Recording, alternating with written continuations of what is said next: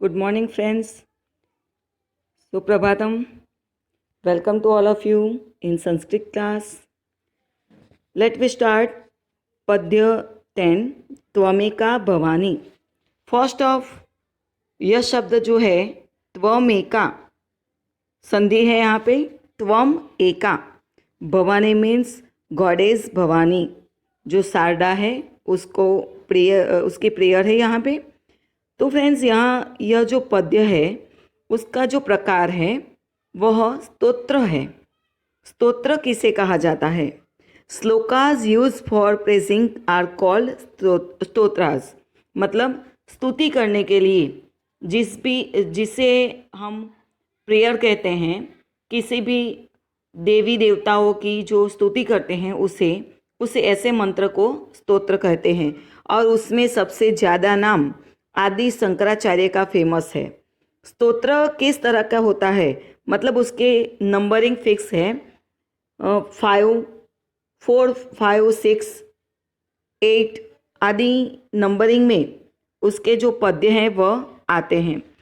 Goddess Bhavani is praise here. यहाँ पे जो पद्य हम आज पढ़ने वाले हैं वह गॉडेस भवानी को प्रार्थना की गई है. जो चाइल्ड है मतलब जो भक्त है वह सारे संबंधों को छोड़कर सिर्फ भवानी को ही अपनी सब कुछ मतलब रेफ्यूज मानता है. वही उसका आधार है ऐसा मानता है. वह किसी भी प्रेयर को नहीं जानता और कुछ भी संसार की किसी भी बात को नहीं जानता. वह सिर्फ भवानी को ही याद करता है. इसी तरह का यह पद्य है. यहाँ पे इस पद्य को रखने का जो मीनिंग है, मोरल है, वह क्या है? तो हम जैसे देखते हैं कि संसार के सभी लोग ह्यूमन बींग्स हैं, वह दिखावा बहुत ज़्यादा करते हैं. मंदिर में जाते हैं तो चढ़ावा चढ़ाते हैं, पैसे अर्पण करते हैं, कुछ अच्छी अच्छी चीज़ें लेके जाते हैं और दान धर्म भी करते हैं दूसरों को दिखाने के लिए. तो ऐसी जो प्रेयर है, ऐसी जो भक्ति है वह नहीं, पर सिंपल तरीके से श्रद्धा से जो भक्ति की जाए, सादाई से, अच्छी तरह से, दिल से, वही जो गॉडेस भवानी है वह एक्सेप्ट करती है. तो इसी तरह का जो मोरल है वह यहाँ पे दिया गया है. We have to learn a lesson that it is better to live a life full of faith, virtuous and simplicity than to perform rites. Goddess Bhavani always protect a person who live such a life. इस तरह की जो life जो भी इंसान जीता है, goddess Bhavani उसी को याद करते हैं. बच्चों यहाँ पे जो यह पद्य है उसमें 5 जो पद्यांश हैं 4 लाइन के, बहुत ही सिंपल है उसका ट्रांसलेशन. यह पद्य बोर्ड की एग्ज़ाम में ट्रांसलेशन के लिए और श्लोक पूर्ति के लिए मोस्ट IMP है. बोर्ड में श्लोक पूर्ति के 2 क्वेश्चन आते हैं 2 मार्क्स के. उसमें 2 लाइन के श्लोक होते हैं और 4 लाइन के होते हैं. जो 4 लाइन के श्लोक होते हैं इनमें से 2 इस पद्य में हम सीखेंगे. तो उसका सबसे पहले हम राग समझ लेते हैं, क्योंकि हमें श्लोक गा के ही उसको लर्न करना है. बहुत ही सुंदर और अच्छा राग है इसका. न तातो न माता न बंधुर्न दाता, न पुत्रो न पुत्री न भृत्यो न भर्ता, न जाया न विद्या न वृत्तिर्ममेव, गतिस्त्वं त्वमेका भवानी. न जानामि दानं न च ध्यानयोगं, न जानामि तंत्रं न च स्तोत्रमन्त्रं, न जानामि पूजां न च न्यासयोगं, गतिस्त्वं त्वमेका भवानी. यहाँ पे और जो समझने वाली बात यह है कि जो 5 श्लोक हम पढ़ेंगे उसमें जो 4th लाइन है वह सभी में कॉमन रहती है. तो उसकी संधि होगी गति ही त्वम, गति ही प्लस त्वम, क्योंकि हमने संधि के नियम पढ़े हैं. गति ही क्या विसर्ग संधि सीखा था हमने. तो यहाँ पे होगा गति ही प्लस त्वम, क्योंकि प्लस के बाद त से शुरू होता है तो उसकी संधि स से जॉइंट होगी. उसके बाद जो संधि है त्वम एका, तो उसकी होगी त्वम प्लस एका। यहाँ पे हम ग्रामर पॉइंट को भी समझते जाएंगे। बहुत ही सिंपल इसका ट्रांसलेशन है।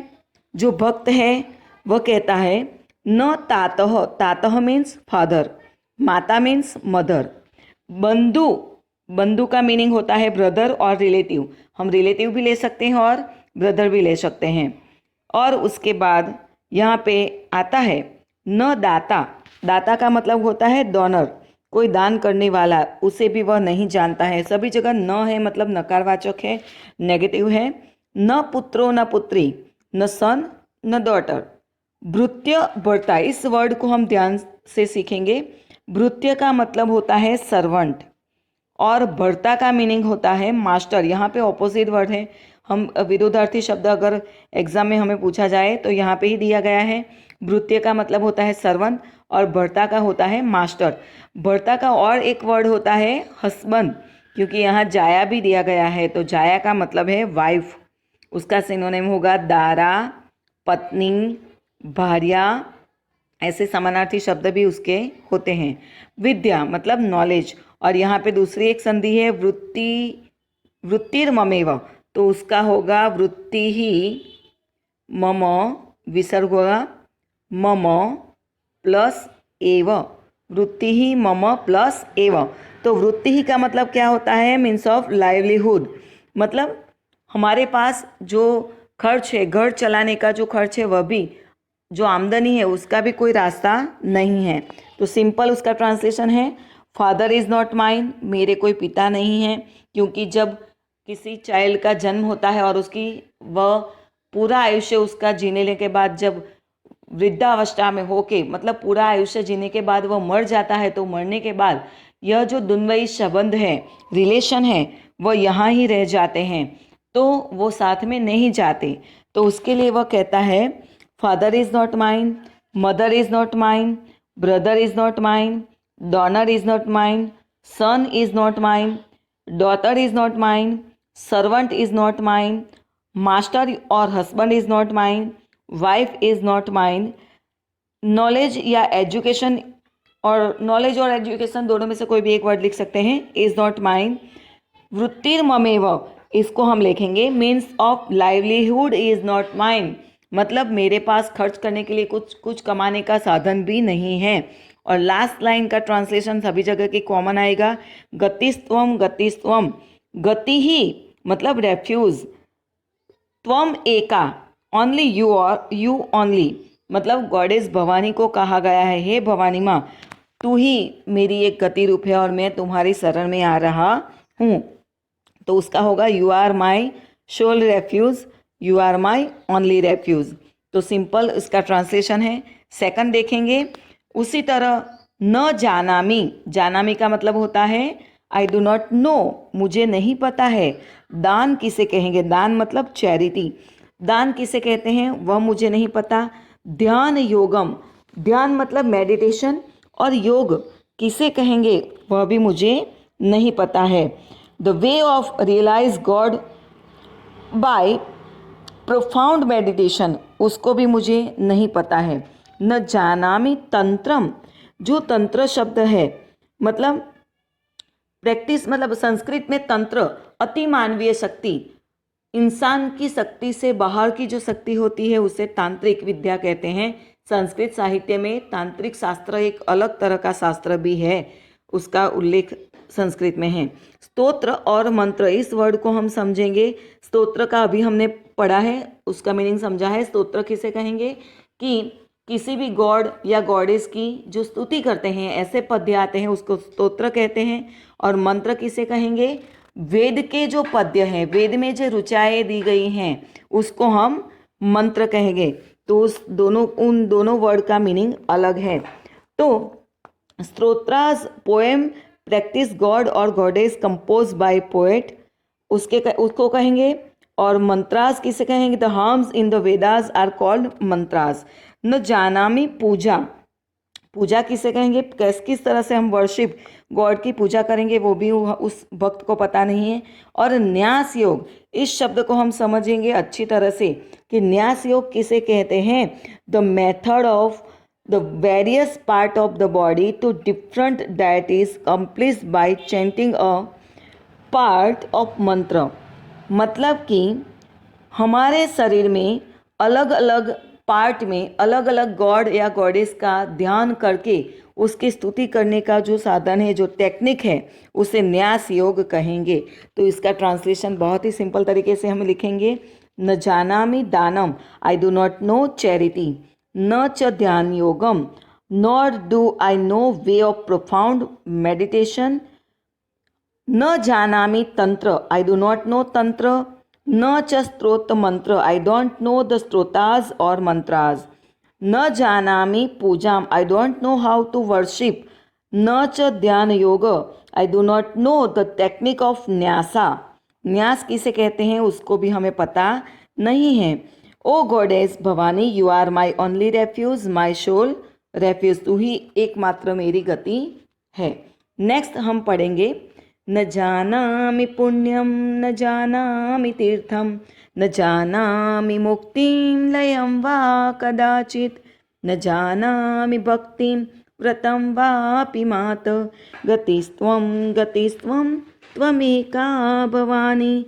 तो यहाँ पे आगे जो हमने मंत्र पढ़े, पद्य का ट्रांसलेशन देखा, उसी तरह यहाँ पे पुण्य, रिलीजियस मेरिट, पुण्य का मीनिंग होगा रिलीजियस मेरिट, किसे कहते हैं वो भक्त को पता नहीं है। तीर्थ, होली प्लेस किसे कहेंगे उसको भी उसका पता नहीं है। मुक्तिम मतलब लिबरेशन, और लयम मतलब डीप कॉन्सेंट्रेशन। गति जिसके कहते हैं लय, चित्त लयम, वह भी उसे पता नहीं है। भक्ति डिवोशन, और व्रतम किसे कहेंगे वह भी उसे पता नहीं है। संस्कृत साहित्य में नवधा भक्ति 9 प्रकार की भक्ति कहा गया है। श्रवणम, कीर्तनम, विष्णु स्मरणम, पाद सेवनम, अर्चनम, वंदनम, दास्यम, सख्यमात्म निवेदनम, इस तरह की नवधा भक्ति के कहा गया है। Listening to the stories of God Vishnu, singing मतलब सेकंड पॉइंट है उसका, नवधा भक्ति किस प्रकार की है, सिंगिंग गाने के बाद उसको, थर्ड है saving the holy feet, fourth है वर्शिपिंग विथ ऑफरिंग्स, फिफ्थ है बोइंग डाउन, उसको प्रणाम करने के बाद, remembering the holy name of God, God को उसको नाम रिमेंबर, पूरे दिन उसका नाम स्मरण करने के बाद जो भक्ति की जाएगी। एक्सेप्टिंग सर्विट्यूड ऑफ गॉड और making friends with God, God को हम फ्रेंड्स भी मान सकते हैं, उस तरह की भक्ति होती है। 9th होगी offering own self as living sacrifice to God, और व्रतम का होगा वो। तो यहाँ पे जो 9 प्रकार की नवधा भक्ति है उसका भी भक्त को पता नहीं है। तो इसका ट्रांसलेशन देखेंगे, I do not know religious merit, पुण्य का होगा। I do not know holy place, second का होगा तीर्थम। I do not know liberation मतलब मुक्ति। I do not know absorption of mind, किसे कहेंगे लयम, उसका भी हमें पता नहीं है। O mother, I do not know devotion, किसे कहेंगे वो भी मुझे पता नहीं है। I do not know religious practice, और वो व्रत किसे कहते हैं वो भी मुझे पता नहीं है। O Bhavani, you are my only refuge, you are my soul refuge. अब इसके बाद जो मंत्र है उसको बहुत ध्यान से पढ़ना है, क्योंकि श्लोक पूर्ति में है, मोस्ट IMP है, और क्वेश्चन आंसर में भी है। हमने श्लोक पूर्ति में उसको लर्न कर लिया, तैयार कर लिया, तो 2 पॉइंट बहुत प्रॉफिट हो जाएगा। क्यों? 7th विभक्ति है इस सभी में, विवादे, विषादे, प्रमादे, प्रवासे, सब में 7th विभक्ति सिंगुलर है, और क्वेश्चन आंसर में भी उसको हम अच्छी तरह से लिख पाएंगे। तो उसको पहले समझ लेते हैं। विवादे, विषादे, प्रमादे, प्रवासे, जले चानले, पर्वते, शत्रुमध्ये, अरण्ये शरण्ये, सदा मां प्रपाहि, गतिस्त्वं त्वमेका भवानी। 1 by 1 हम इसको पॉइंट वाइज वर्ड मीनिंग समझेंगे इसके। विवादे इसका मतलब होता है इन आर्ग्यूमेंट, विषादे इन सॉरो, प्रमादे इन लेजीनेस, प्रवासे इन ट्रैवल, जले इन वाटर, चानले यहाँ पे संधि है च प्लस अनले, अनल का मीनिंग होता है फायर, आग, पर्वते ऑन द माउंटेन, शत्रु मध्ये एमोंग द एनिमीज, अरण्ये इन अ फॉरेस्ट। इन सभी वर्ड को हमें लिखना है। शरण्ये इसका मतलब होता है मैं आपकी शरण में हूँ, प्रोटेक्शन में हूँ, सदा ऑलवेज, माम मुझे, प्रपाही प्रोटेक्ट मी, हेमा मैं आपकी शरण में हूँ, माम प्रपाही प्रोटेक्ट मी। तो इसका ट्रांसलेशन हम देखेंगे। लास्ट लाइन से यहाँ पे शुरू करना है, शरण्ये सदा माम प्रपाही से यहाँ पे शुरू करेंगे हम। O Bhavani my protector always protect me in. कौन सी सिचुएशन में हम माँ को प्रार्थना करते हैं, प्रेयर करते हैं कि किस सिचुएशन में आप हमेशा मेरे साथ रहो? तो विवादे इन आर्ग्यूमेंट, विषादे इन सॉरो, प्रमादे इन लेजीनेस, प्रवासे इन ट्रैवल, जले इन वाटर, च अनले इन फायर, पर्वते ऑन अ माउंटेन, शत्रु मध्ये among enemies and in forest. O you are my only refuge, you are my soul refuge. यहाँ पे लास्ट लाइन का आ जाएगा। तो ये जो सारे शब्द है उसका ट्रांसलेशन हमें याद रखना है। क्वेश्चन आंसर में भी अच्छी तरह से हमको लिखना आसान हो रह जाएगा। अब लास्ट जो श्लोक है उसको पढ़ेंगे। अनाथो दरिद्रो जरारोग युक्तो महाक्षीण दीन सदा जाड्य वक्त्र, विपत्तो प्रविष्ट प्रणस्त सदाहम, गतिस्त्वं त्वमेका भवानी। जब कोई भी इंसान वृद्ध हो जाता है, ओल्ड हो जाता है, तो उसकी सिचुएशन कैसी होती है? तो वह गॉडेस भवानी को प्रे करता है कि आई एम एन ऑर्फन, अनाथ मैं किस तरह का हो गया हूँ। क्योंकि फर्स्ट जो पद्य था, फर्स्ट जो श्लोक था, उसमें उसने कहा है न तातो न माता, कोई रिलेशन नहीं है, कोई भी नहीं है मेरा। तो यहाँ पे फर्स्ट लाइन बोलता है अनाथो आई एम एन ऑर्फन, दरिद्रो आई एम पुअर, जरा, जरा का मतलब होता है ओल्ड एज, रोग युक्तो, रोग मतलब डिसीज। हम रोग, कोई भी इंसान जब वृद्ध हो जाता है तो उसको किसी भी तरह का डिसीज होता ही है, क्योंकि उसको बीमारी आती ही है। तो यहाँ पे भक्त कहता है आई am suffering from old and disease. उसके बाद महाक्षीण दीन मतलब उसका होता है मैं धीरे धीरे क्षीण हो रहा हूँ, मतलब विक्त हो रहा हूँ। आई am very miserable and helpless. सदा जाड्य वक्त्र, जाड्य वक्त्र कर जो है बहुव्रीहि समास है। माई फेस इज डल, वक्त्र का मतलब होता है फेस और जाड्य का होता है डल। माई फेस इज ऑलवेज डल। विपत्तो प्रविष्ट, यहाँ पे विपत्ति इकारांत शब्द है और सप्तमी विभक्ति एक वचन का रूप है। विपत्तो प्रविष्ट, एंटर्ड, प्रविष्ट का मतलब होता है एंटर्ड।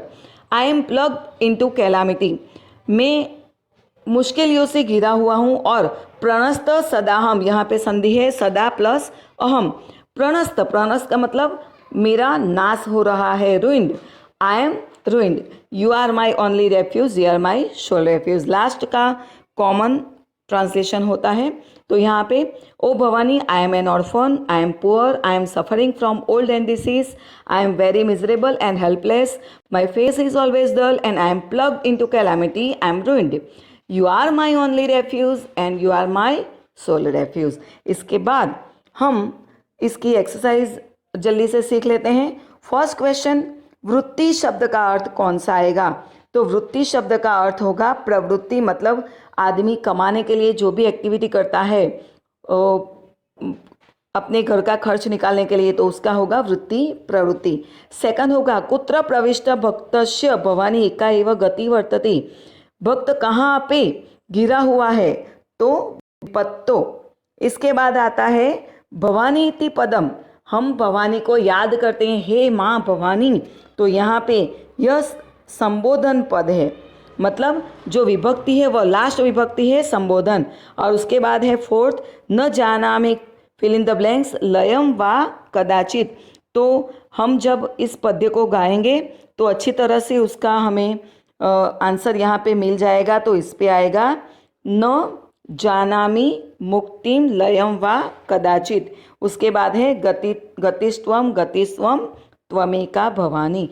तो जितने भी पद्य यहाँ पे हम जितनी अच्छी तरह से गाएंगे तो इसका क्वेश्चन आंसर हमें अच्छी तरह से आ जाएगा।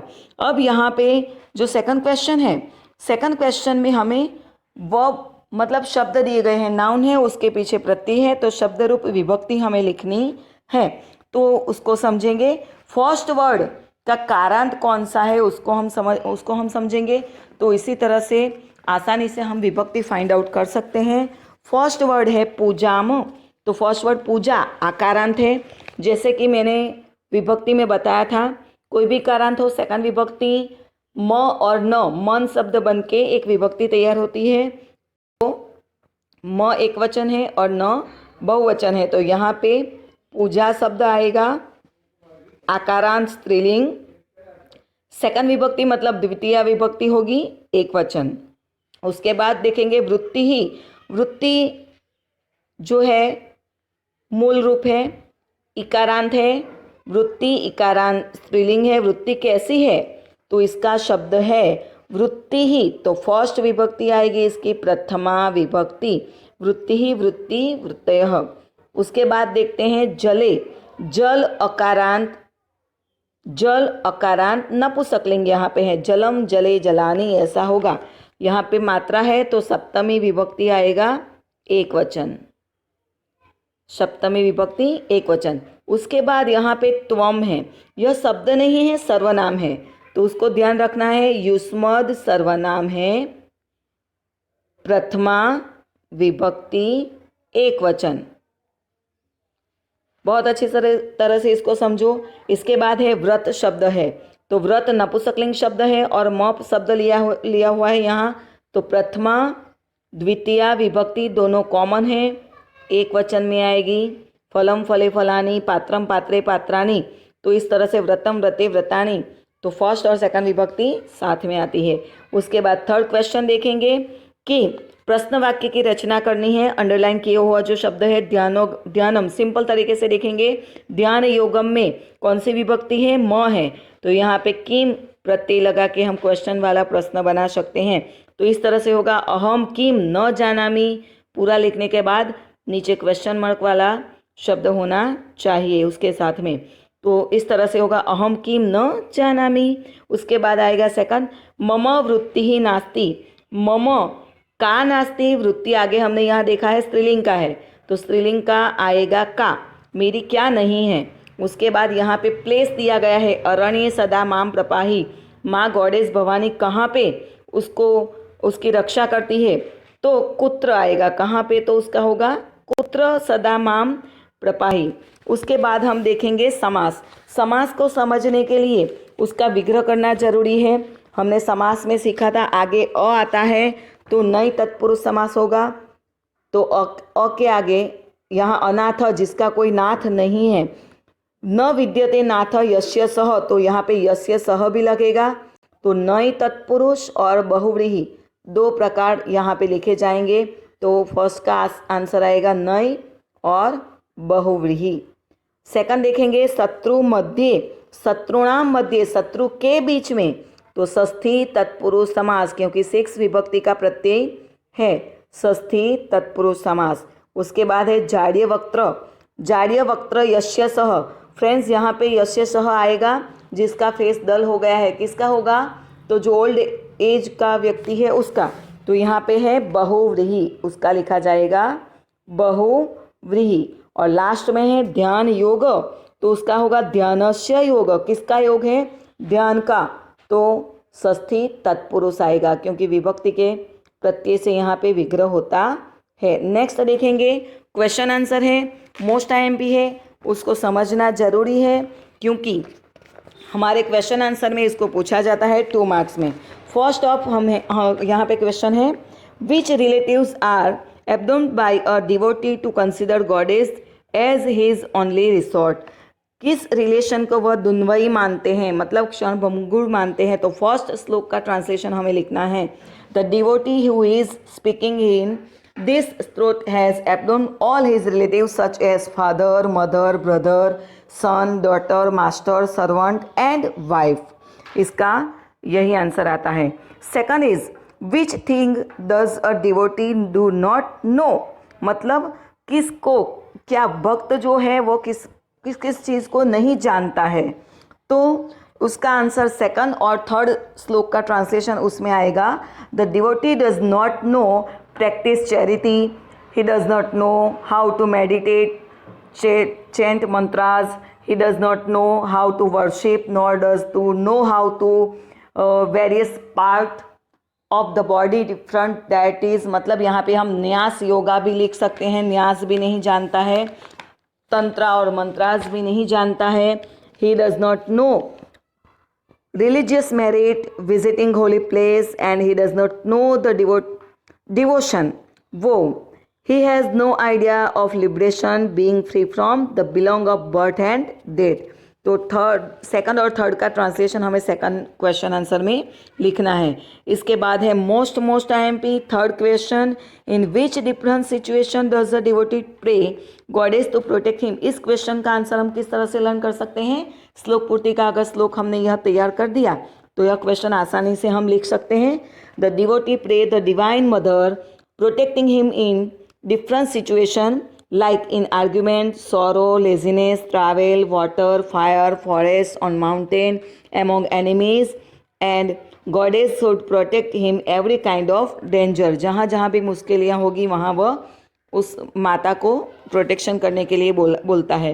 Last question is which adjective does a devotee use for himself in the stanza अनाथो दरिद्रो। अनाथो दरिद्रो श्लोक में वह किस तरह से अपने के लिए विशेषण यूज करता है?